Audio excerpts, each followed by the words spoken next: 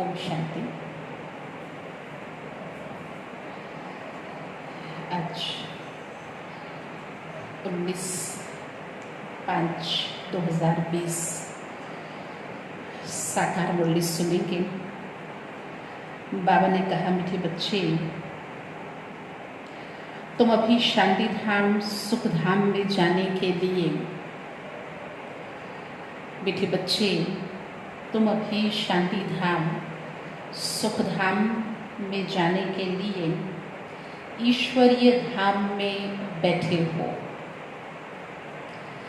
ईश्वरीय धाम में बैठे हो, यह सत्य का संग है जहाँ तुम पुरुषोत्तम बन रहे हो। ये सत्य का संग है, सत्य।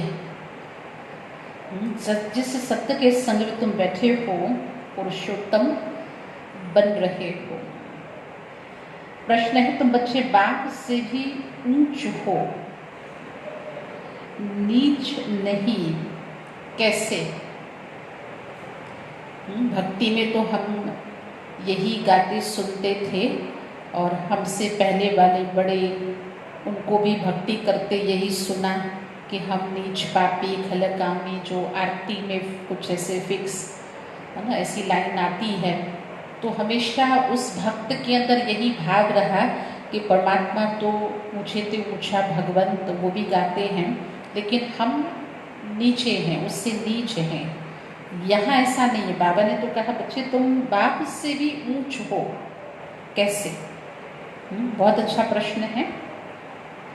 उत्तर है, बाबा कहते हैं, बच्चे, मैं विश्व का मालिक नहीं बनता। बच्चे, मैं विश्व का मालिक नहीं बनता, तुम्हें विश्व का मालिक बनाता हूँ, तो ब्रह्मांड का भी मालिक बनाता हूँ। विश्व का भी मालिक बनाता हूँ तो ब्रह्मांड का भी मालिक बनाता हूँ। मैं ऊंच से ऊंच बाप तुम बच्चों को नमस्ते करता हूँ। रोज ही बाप दादा हमें मुरली में न सिर्फ याद प्यार देते हैं, लेकिन हम बच्चों को नमस्ते भी कहते हैं। इसीलिए तुम मेरे से भी ऊंच हो। मैं तुम मालिकों को सलाम करता हूँ, तुम फिर ऐसा बनाने वाले बाप को सलाम करते हो। हम बाबा को क्या रिप्लाई करते हैं? बाबा हम बच्चों को याद प्यार, गुड मॉर्निंग, नमस्ते, तो हम भी बाबा को यही रिप्लाई करते ना, ऐसे ही करते ना। तो बाबा कहते तुम भी मुझसे ऊंच हो, क्योंकि खुद भगवान तुम बच्चों को नमस्ते कहते हैं, सलाम करते हैं। तुम्हें विश्व का ही न सिर्फ लेकिन ब्रह्मांड का भी मालिक बनाते हैं। तो कैसे तुम बाप से भी ऊंच ठहरे। ओम शांति। मीठे मीठे रूहानी बच्चों को नमस्ते। आज तो बाबा की मुरली की शुरुआत में ही बाबा ने बच्चों को नमस्ते किया। रेस्पॉन्स भी नहीं करते हो, बाबा नमस्ते कहना चाहिए, बाबा नमस्ते। क्योंकि बच्चे जानते हैं बाबा हमको ब्रह्मांड का भी मालिक बनाते हैं और विश्व का भी मालिक बनाते हैं। बाप तो सिर्फ ब्रह्मांड का मालिक बनते हैं, विश्व का मालिक नहीं बनते। बच्चों को ब्रह्मांड और विश्व दोनों का मालिक बनाते हैं। तो बताओ बड़ा कौन ठहरा? बाबा विश्व का मालिक नहीं बनते, लेकिन बच्चों को बनाते हैं। और ब्रह्मांड तो परमधाम घर के भी तो जो घर के बच्चे होते हैं वो तो मालिक ही होते हैं ना, बालक सो मालिक। तो आप बाबा कहते देखो अब कौन बड़ा हुआ, बच्चे बड़े हो गए ना बाप से। बच्चों को ब्रह्मांड और विश्व दोनों का मालिक बनाते हैं। तो बताओ बड़ा कौन ठहरा? बच्चे बड़े ठहरे ना, बच्चे बड़े ठहरे ना। इसीलिए बच्चे फिर नमस्ते करते हैं। बाबा आप ही हमको ब्रह्मांड और विश्व का मालिक बनाते हो, इसीलिए आपको नमस्ते। बाबा आप हमको क्या से क्या बना देते हो। भक्ति में तो जानते नहीं थे तो कितना न बाबा को नमस्कार करते थे। ऐसा सोचते थे भगवान के चरण स्पर्श हो, चरणों की धूल चरणों में बैठे, जगह मिले। और कहा बाबा हम बच्चों को मालिक बना देते, तो क्यों न बच्चे कहेंगे बाबा को नमस्ते। मुसलमान लोग भी कहते हैं ना, कहते हैं मालिकम सलाम, मालिक को सलाम। अच्छा फिर सामने क्या रिस्पॉन्स मिलता है? वो सलाम करते हैं, मालिकम सलाम, तो कहते सलाम मालिकम। तो तुम बच्चों को ये खुशी है जिनको निश्चय है, निश्चय बगैर तो कोई यहाँ आ भी ना सके। यहाँ जो आते हैं वह जानते हैं हम कोई मनुष्य गुरु के पास नहीं जाते, मनुष्य रूप के गुरु के पास नहीं जाते, मनुष्य बाप के पास, टीचर के पास व मनुष्य गुरु के पास नहीं जाते।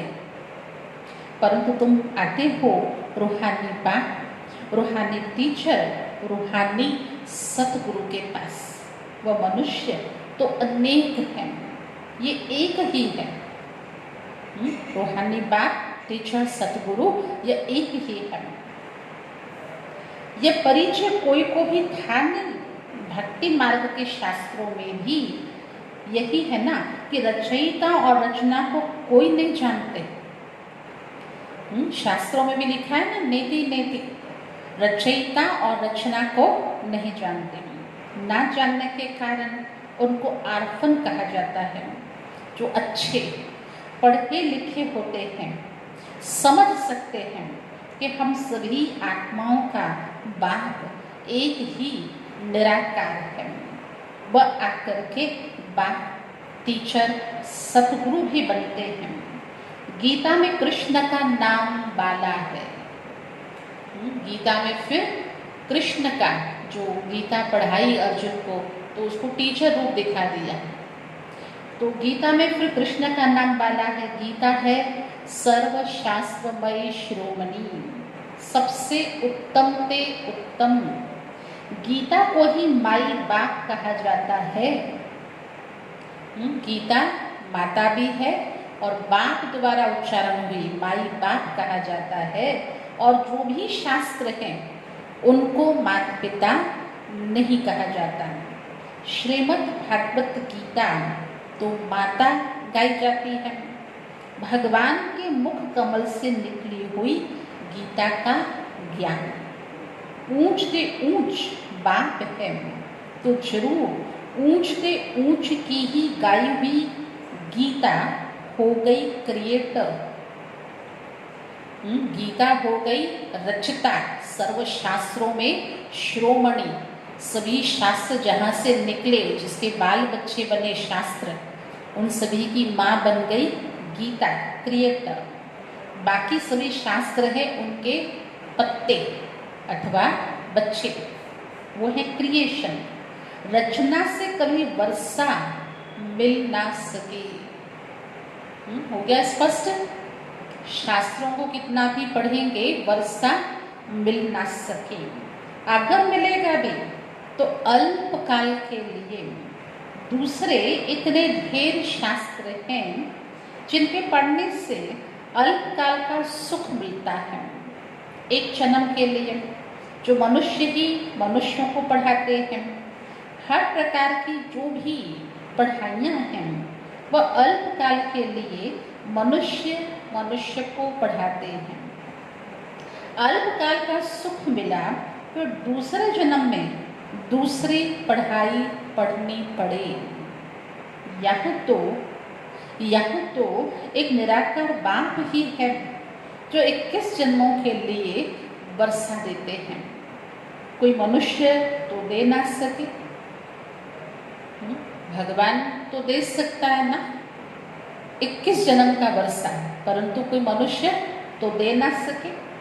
वो तो वर्थ नॉट ए पेनी बना देते हैं। कितने मनुष्य हैं जो कुछ बनने जाते क्या बन जाते हैं, वर्थ नॉट ए पेनी बना देते हैं। बाघ बनाते पाउंड, मनुष्य बनाता है कौड़ी समान, भगवान बनाता है हीरे तुल्य। इसलिए ईश्वरीय जन्म को हम कहते हैं हीरे तुल्य समान है ये ईश्वरीय जन्म। अभी बाप बैठ बच्चों को समझाते हैं, तुम सब ईश्वर के बच्चे हो ना। ये बात गले उतरती है ना। बाकी कोई कहे तुम सब ईश्वर हो तो कैसे समझेंगे। तुम सब ईश्वर के बच्चे हो ना, सर्वव्यापी कहने से तो अर्थ कुछ नहीं समझते।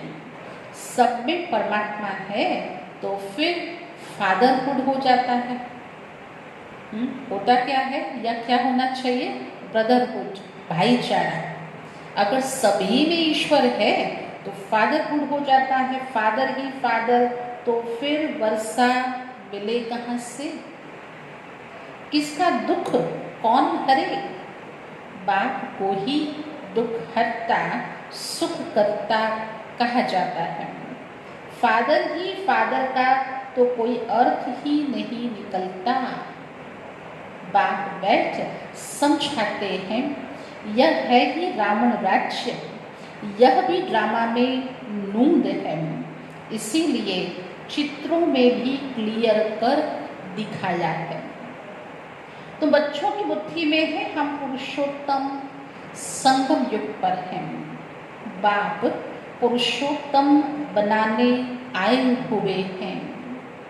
जैसे बैरिस्टरी डॉक्टरी आदि पढ़ते हैं जिससे मर्तबा पाते हैं, जैसे दुनियावी पढ़ाई पढ़ के जो डिग्री लेते तो वैसी पद पोजीशन पाते हैं, समझते हैं इस पढ़ाई से हम यह फलाना बनूंगा।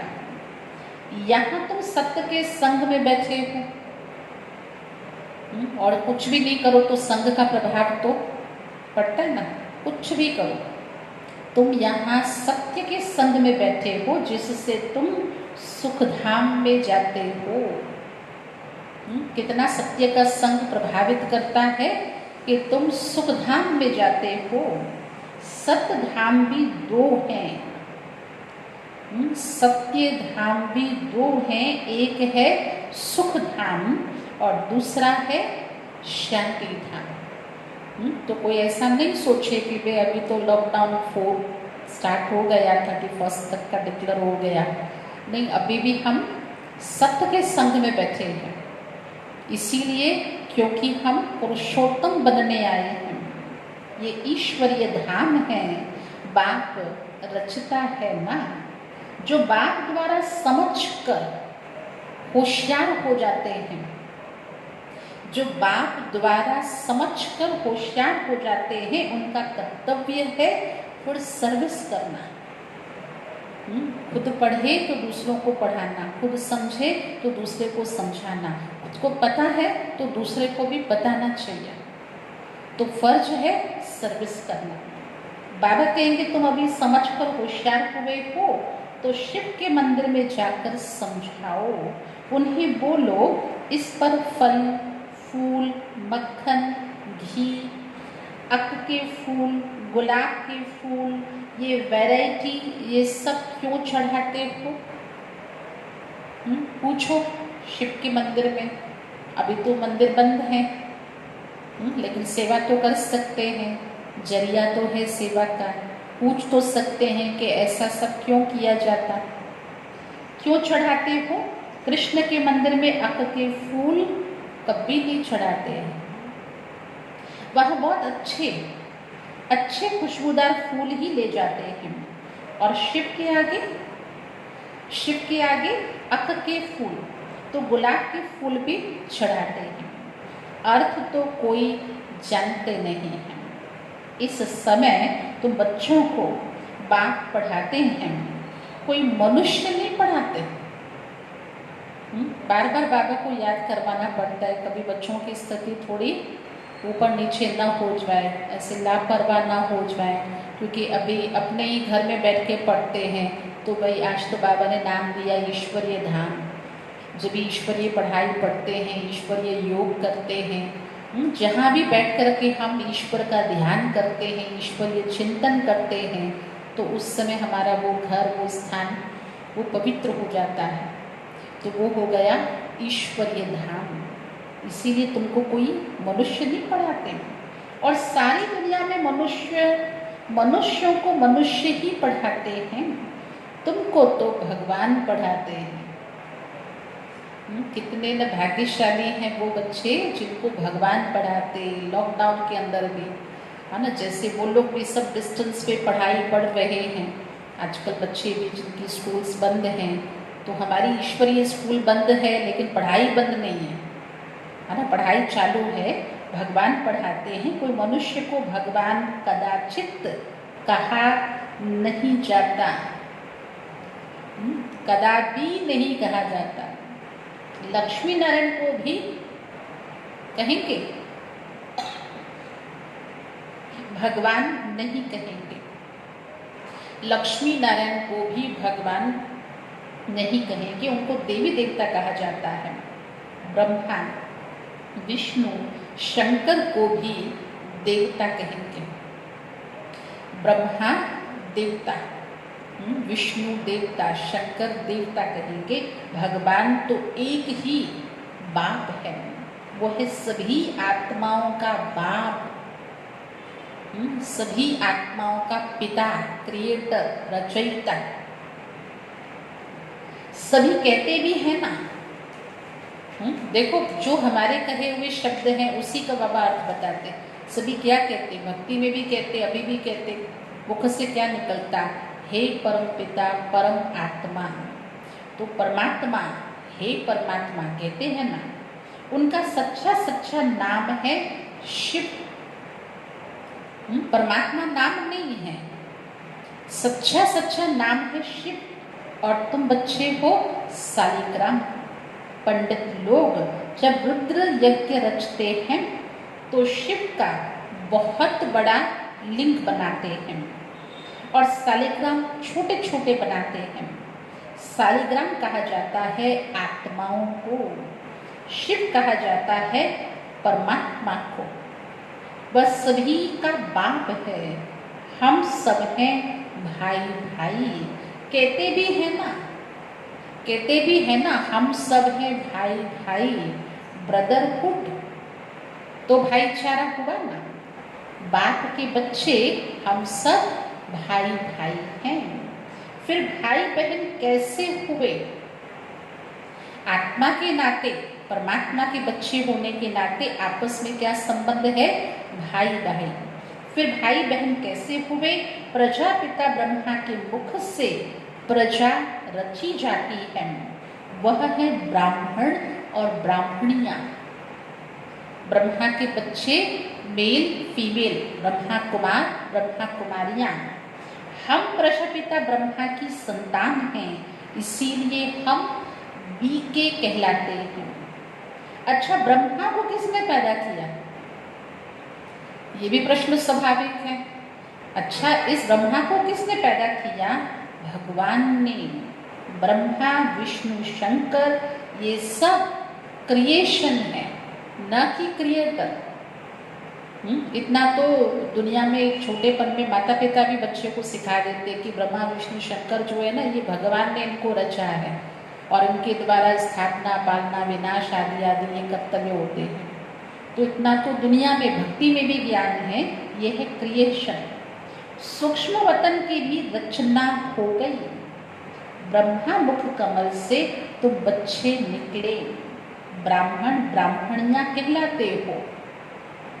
ब्रह्मा मुख से, अर्थात जब ब्रह्मा मुख से जो ज्ञान सुना, बाबा ने जो परिचय दिया, जो मुख से कहा मीठे बच्चे और हमने कहा मुख से मीठे बाबा प्यारे बाबा, तो जो संबंध जो नाता जुटा बाप और बच्चे का, ये जो एडॉप्शन की क्रिया हुई, भगवान ने हमें ब्रह्मा की गोद से अपना बनाया, तो हम बन गए ब्राह्मण ब्राह्मणियां। तुम ब्रह्मा मुख वंशावली एडॉप्टेड हो। प्रजापिता ब्रह्मा बच्चे कैसे पैदा करेंगे? जरूर एडॉप्ट करते होंगे। इतने सारे लाखों बच्चे हैं तो जरूर एडॉप्ट करते होंगे। जैसे गुरु के फॉलोअर्स एडॉप्ट होते हैं, परंतु उनको कहा जाता है शिष्य। वो शिष्य हैं, वो कोई बच्चे नहीं बनते, वहाँ कोई वर्षा नहीं मिलता है उनको गुरु से, है ना। वो भी भले देहधारी गुरु को बाबा कहते हैं, पर वो तो बाबा संबंध से नहीं कहते, या उनको शिष्य कहते हैं। सभी को बच्चे बच्चे नहीं कहते। जैसे बाबा तो हम बच्चों को मीठे बच्चे सिखिलधे बच्चे कहते हैं, तो वो होते हैं शिष्य। तो प्रजापिता ब्रह्मा सारी दुनिया का पिता हो गया। उनको कहा जाता है great great grandfather. Prajapita Brahma तो यहाँ चाहिए ना। सूक्ष्म वतन में भी ब्रह्मा है, नाम गाया हुआ है ब्रह्मा विष्णु शंकर, परंतु सूक्ष्म वतन में प्रजा तो होती नहीं। नाम है प्रजापिता ब्रह्मा, परंतु प्रजा तो ऊपर सूक्ष्म वतन में होती नहीं। प्रजापिता कौन है? ये सब बाप बैठ समझाते हैं। वह ब्राह्मण लोग भी अपने को ब्रह्मा की औलाद कहते हैं। दुनियावी ब्राह्मण, लौकिक में जो ब्राह्मण हैं, वे भी अपने आप को ब्रह्मा की औलाद कहते हैं। अब ब्रह्मा कहाँ है? तो तुम कहेंगे यहाँ बैठे हैं, क्योंकि हमको तो बाप का परिचय है, हम तो जानते हैं, क्योंकि हम ब्रह्मा के बच्चे बने हैं, हमारे नाम के साथ नाम जुड़ गया, ब्रह्मा कुमार ब्रह्मा कुमारी, हमारी सरनेम ही बदल गई, बी के बन गए। तो हम तो जानते, तो हम तो कहते हमारा बाबा यहाँ बैठे हैं। अच्छा, उनको पूछो कि ब्रह्मा कहाँ गए। जो लौकिक ब्राह्मण है, दुनियावी ब्राह्मण जो कर्म कांड कराते, उनको पूछो कि आप कहते हो हम भी ब्रह्मा के बच्चे वंशावली हैं, पूछो ब्रह्मा कहाँ गए, तो कहेंगे होकर गया। वह फिर अपने को पुजारी ब्राह्मण कहलाते हैं। और अब भी तुम तो प्रैक्टिकल में हो, वो ब्राह्मण पुजारी है, क्योंकि पूजाएं कराते करते ना, ये यज्ञ वो यज्ञ, इसकी पूजा उसकी पूजा, है ना। और तुम तो प्रैक्टिकल में हो, प्रजापिता ब्रह्मा के बच्चे हो, आपस में भाई बहन हो गया संबंध स्पष्ट, आपस में भाई बहन हो गए। ब्रह्मा को अडॉप्ट किया है शिव बाबा ने। कहते हैं मैं इस बूढ़े तन में प्रवेश कर तुमको राजयोग सिखाता हूँ। इसलिए बूढ़े ब्राह्मण की निशानी सत्यनारायण की कथा में भी आता है, बूढ़ा ब्राह्मण बन के आया भगवान, है ना। सेठ साहूकार के पास कैसे आया था, तो वो नहीं समझते भगवान भी बूढ़े तन में प्रवेश करते हैं। तुमको राजयोग सिखाता हूँ, मनुष्य को देवता बनाना यह कोई मनुष्य का काम नहीं है। मनुष्य को देवता बनाना, अब ये कोई काम तो मनुष्य का हो नहीं सकता। बाप को ही रचता कहा जाता है, भारतवासी जानते हैं। शिव जयंती भी मनाई जाती है। शिव है बाप। मनुष्यों को ये भी पता नहीं है कि देवी देवताओं को ये राज्य किसने दिया। मनुष्यों को ये भी पता नहीं है कि देवी देवताओं को ये राज्य किसने दिया। स्वर्ग का रचयिता है ही परम आत्मा, जिसको पतित पावन भी कहा जाता है। परमात्मा को ही पतित पावन, जो पतितों को पावन बनाए, ये भगवान को ही कहा जाता है। आत्मा असुल पवित्र होती है। असुल में मतलब अपने वास्तविक रूप में आत्मा, हर आत्मा पवित्र ही होती है। फिर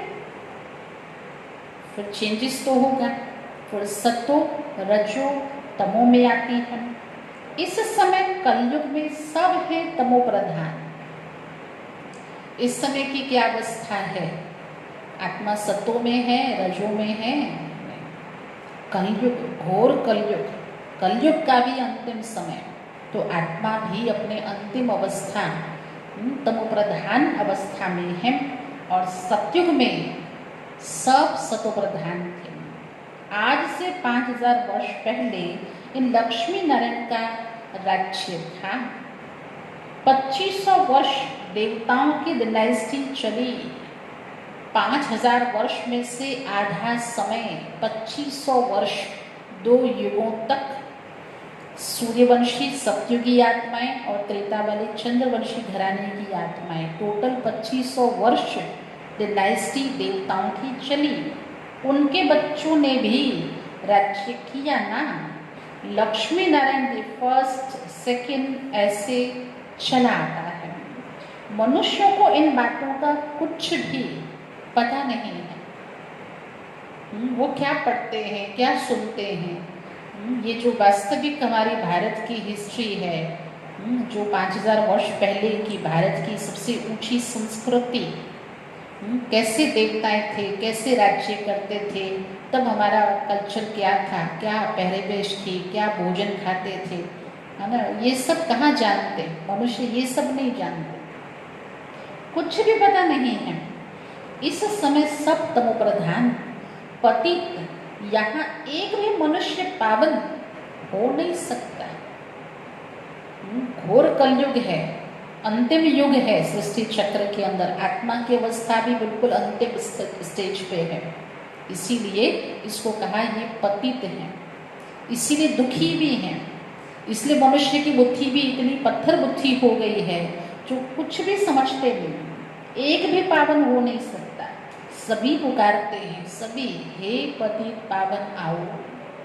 चाहे भाषा बदल जाए, स्टाइल बदल जाए, शब्द पुकारने के बदल जाए, पुकारने वाले का समय, वर्ग, उसका जो भी स्थान बदल जाए, सामने मूर्ति बदल जाए, कोई मंदिर में जाके, कोई चर्च में जाके, कोई गुरुद्वारे में जाके पुकारते हैं, पर सब आत्माएं पुकारती हैं।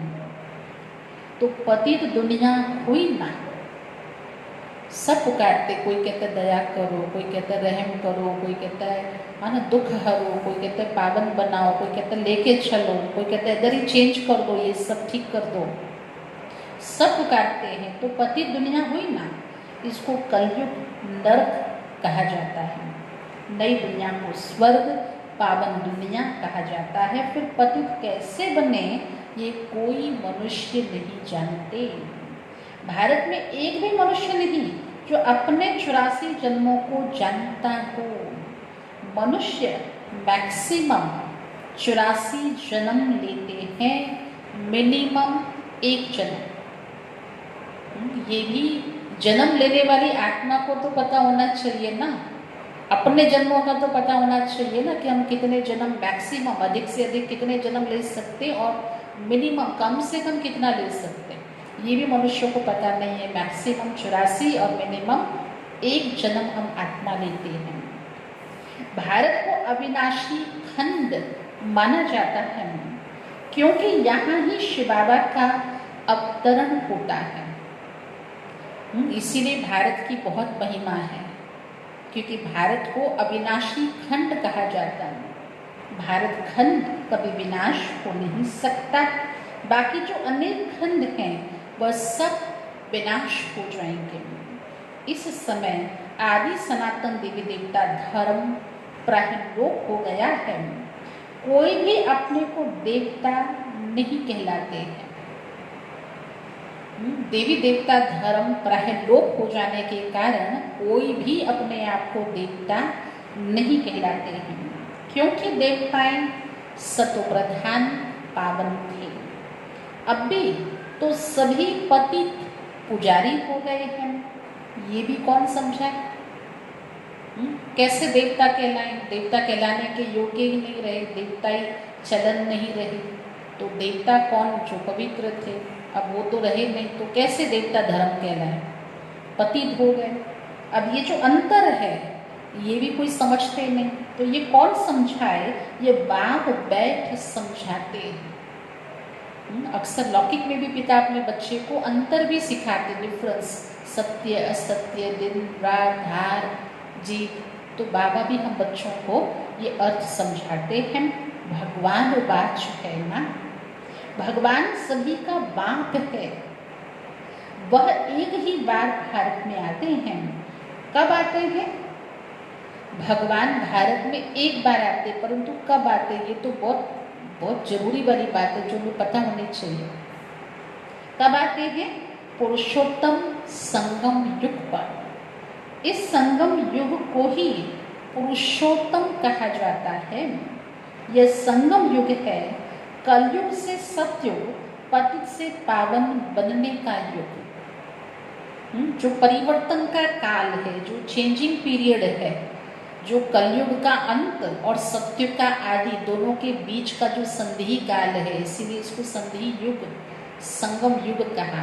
और जहाँ हम पुरुषोत्तम बनते, चेंज मतलब अच्छा वाला चेंज है ना, ऐसे तो हो गए थे, अब ऐसे उठ रहे, ऊपर जा रहे हैं, तो इसीलिए कहा पुरुषोत्तम बनने का ये युग है। कलयुग में रहते हैं पतित मनुष्य, सतयुग में है पावन देवताएं। इसीलिए इनको पुरुषोत्तम संगम युग कहा जाता है, जबकि बाप आकर पतित को पावन बनाते हैं। भगवान कब आते हैं, कहाँ आते? भारत में आते। कब आते? संगम युग में। क्या करते? तो पतित को पावन बनाते हैं। तुम आए ही हो मनुष्य से देवता, पुरुषोत्तम बनने के लिए। मनुष्य तो ये भी नहीं जानते हैं, मनुष्य होकर के क्या क्या चीज़ें हम नहीं जानते, क्या हमारा ज्ञान है, कितना बाबा स्पष्टीकरण करते। मनुष्य तो ये भी नहीं जानते कि हम आत्माएं कहाँ रहती थी। ठीक है, जन्म तो पता चले 84 जन्म लेते हैं, और उसके पहले किधर रहते थे? हमारा परमानेंट एड्रेस क्या है, वास्तविक घर कहाँ है, कौन सा हमारा मूल वतन है, कहाँ से हम आत्माएं आती हैं। मनुष्य तो ये भी नहीं जानते कि हम आत्माएं निर्वाण धाम में रहती हैं, वहां से आते हैं पाट बजाने। इस नाटक की आयु 5000 वर्ष है। हम इस बेहद के नाटक में पाट बजाते हैं। नाटक की अवधि भी पता चल गई और हम इस नाटक, कोई हमसे अलग नहीं है, कोई दूसरा नाटक नहीं है। हम एज ए ऑडियंस खाली इस नाटक को नहीं देखते हैं, लेकिन हम खुद इस नाटक में प्ले करते हैं, हम पाठधारी हैं। इतने सब मनुष्य पाठधारी हैं। ये ड्रामा का चक्र फिरता रहता है, कभी बंद होने का नहीं है, कभी बंद होने का नहीं है, चक्र है। इसमें चेंजेस आता है, दिन है, रात है, सत्युग है, त्रेता है, चेंजेस आता है, बाकी चलता रहता है। पहले पहले इस नाटक में किसका पाठ होगा? सत्युग का। दिन की शुरुआत होती सवेरे सूर्य उदय से, तो पहले पहले नाटक की शुरुआत में किसका पाठ है? सत्युग। सत्युग में पाठ बजाने फिर कौन आएंगे? देवी देवता आएंगे। फिर त्रेता में क्षत्रिय। इस नाटक को भी जानना चाहिए ना। बहुत इंटरेस्टिंग है, बहुत अच्छा सब्जेक्ट है। इस ड्रामा को जानना चाहिए ना। ये है ही कांटों का जंगल, सब मनुष्य दुखी हैं। कलयुग के बाद फिर सतयुग आता है। कलयुग में ढेर मनुष्य हैं, सतयुग में कितने होंगे? बहुत होंगे। आदि सनातन सूर्यवंशी देवी देवताएं ही होंगे। ये पुरानी दुनिया अब बदलनी है। मनुष्य सृष्टि से फिर देवताओं की सृष्टि होगी। आदि सनातन देवी देवता धर्म था, परंतु अब अपने को देवता कहलाते नहीं। अब अपने को देवता कहलाते नहीं, अपने ही धर्म को भूल गए हैं।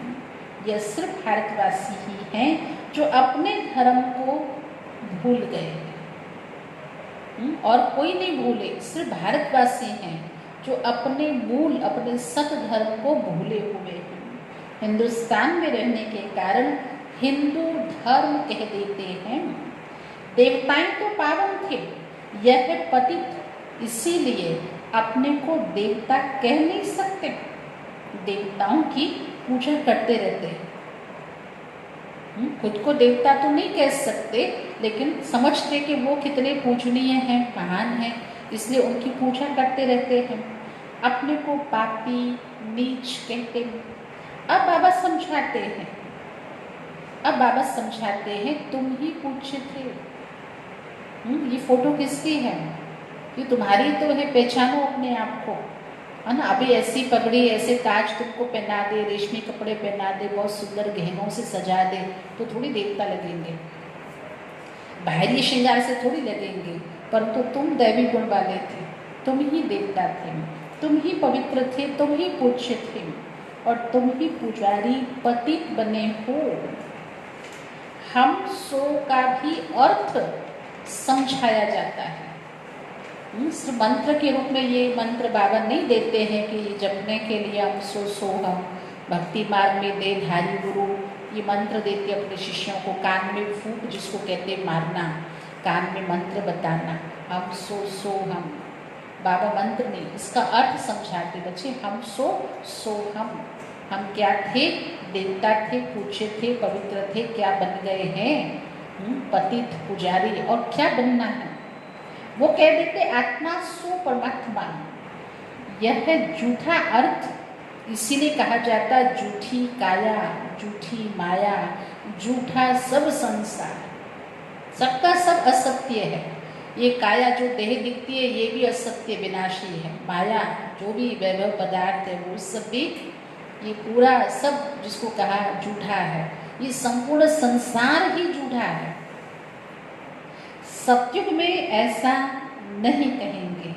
सचखंड की स्थापना बाप ही करते हैं, जिस भगवान को कहते ही हैं सत्य, है ना। भगवान है क्योंकि वो सत्यता का सागर है, जिस भगवान को सामने रख के अगर कोई बात कह दे तो कहते भाई उसने भगवान का नाम लिया था, कैसे झूठ बोलेगा, सामने वाले को विश्वास आ जाता है ना। गॉड इज ट्रुथ, भगवान सत्य है, इसलिए उसको सत्यम शिवम सुंदरम भी कहा जाता है। सचखंड की स्थापना भी बाप करते हैं, झूठ खंड फिर रावण बनाते हैं। यह भी बाप आकर समझाते हैं आत्मा क्या है, परमात्मा क्या है, यह भी कोई नहीं जानते।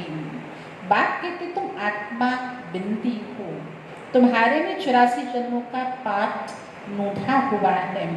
हम आत्मा कैसी हैं यह कोई नहीं जानते। हम बैरिस्टर हैं, हम फलाना हैं, ये जानते हैं जो फिजिकल आइडेंटिटी होती है, बाकी आत्मा को एक भी नहीं जानते। बाप आकर के पहचान देते हैं तुम्हारी आत्मा में 84 जन्मों का पाठ है, अविनाशी नोंधा हुआ है, जो कभी विनाश नहीं हो सकता।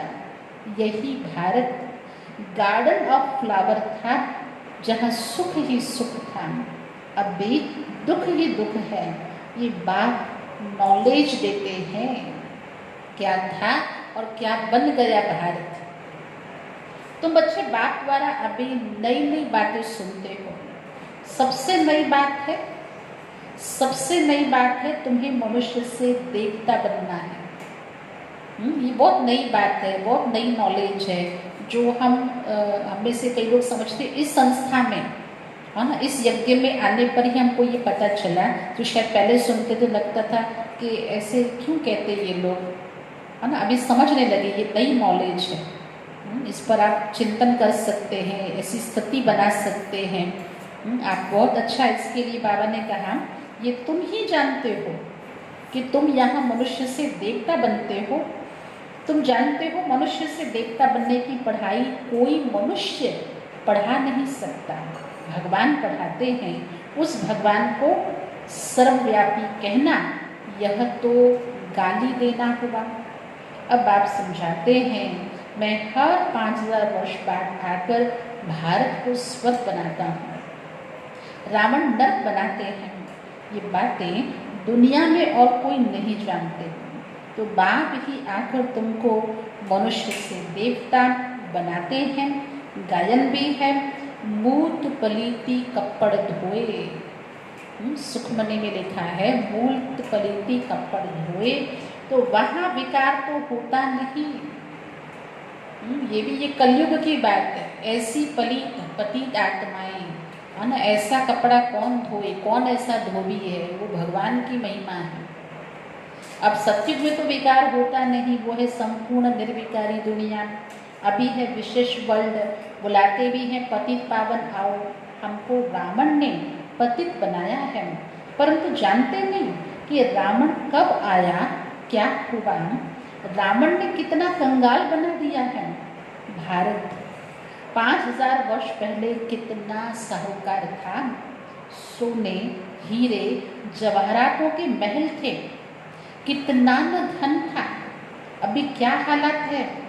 सो सिवाय बाप के सिरताज कोई बना न सके।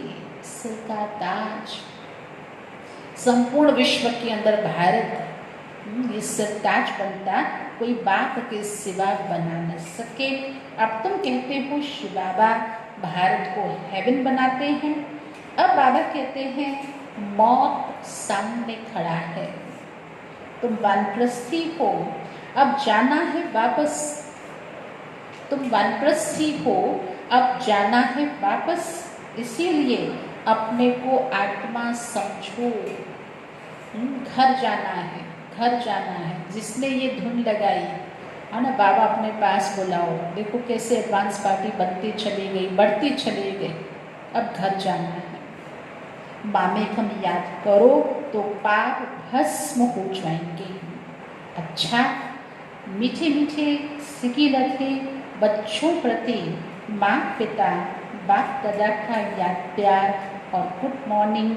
रूहानी बाप की रूहानी बच्चों को नमस्ते। रूहानी बच्चों की रूहानी बाप दादा को याद प्यार, गुड मॉर्निंग और नमस्ते बाबा। धारणा के लिए पहली पॉइंट है, हम ब्रह्मा मुख वंशावली ब्राह्मण हैं। स्वयं भगवान हमें मनुष्य से देवता बनाने की पढ़ाई पढ़ा रहे हैं। इस नशे और खुशी में रहना है। दुनियावी टीचर क्या पढ़ा सकते हैं, कितना दूर से आ सकते हैं, कितनी फीस हम अदा कर सकते हैं, फिर भी वो क्या क्या हमें पढ़ाते, कितनी दिक्कतें आती हैं।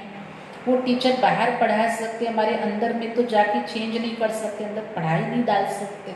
तो ऐसी कई बातें हैं जो अगर आप इसका चिंतन करें कि इसमें भगवान हमें पढ़ाते हैं, तो सदा ही इस नशे और खुशी में रहना है। पुरुषोत्तम संगम युग पर पुरुषोत्तम बनने का पुरुषार्थ करना है। अभी हमारी वानप्रस्थ अवस्था है, मौत सामने खड़ा है, वापस घर जाना है, रिटर्न जर्नी है। हर व्यक्ति ये टिकट कटवा के आया है और आजकल तो बहुत जल्दी जल्दी आप देख रहे लोगों की टिकट कटती जा रही है। वापस घर जाना है, इसीलिए बाप की याद से सभी पापों को भस्म करना है। आज का वरदान है, रूहानी यात्री हूँ, मैं रूहानी यात्री हूँ। इस स्मृति से सदा उपराम न्यारे और निर्मोही भव, न्यारे उपराम निर्मोही भव। रूहानी यात्री सदा याद की यात्रा में आगे बढ़ते रहते हैं।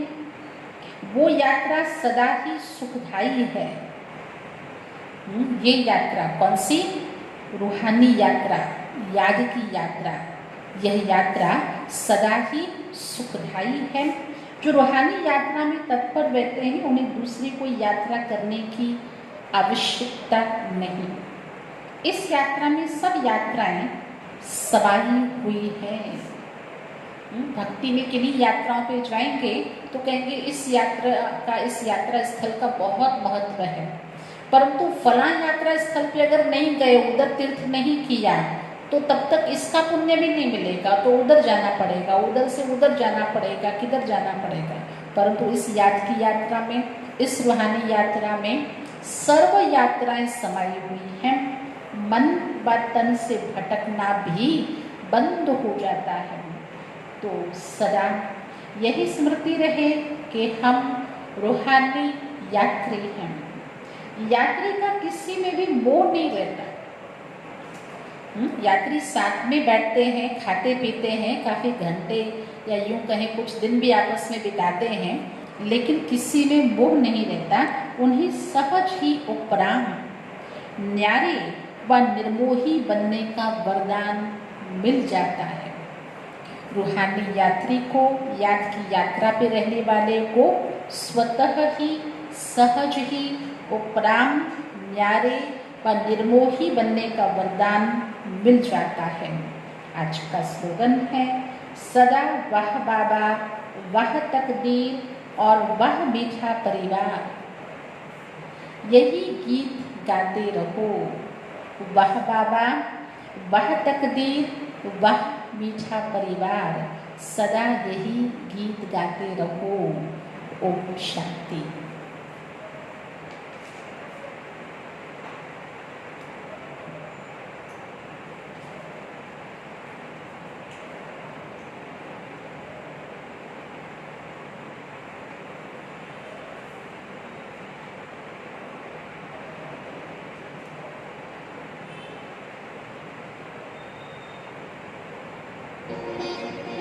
अपने से ऊंचा बनाने वाले बाबा, अपने से आगे बढ़ाने वाले बाबा, अपने से ऊंचा बनाने वाले बाबा, अपने से आगे बढ़ाने वाले बाबा। क्या से क्या बनाते हो, धन्य है भाग्य हमारे जो हमको पढ़ाते हो। अपने से ऊंचा बनाने वाले बाबा, अपने से आगे बढ़ाने वाले बाबा।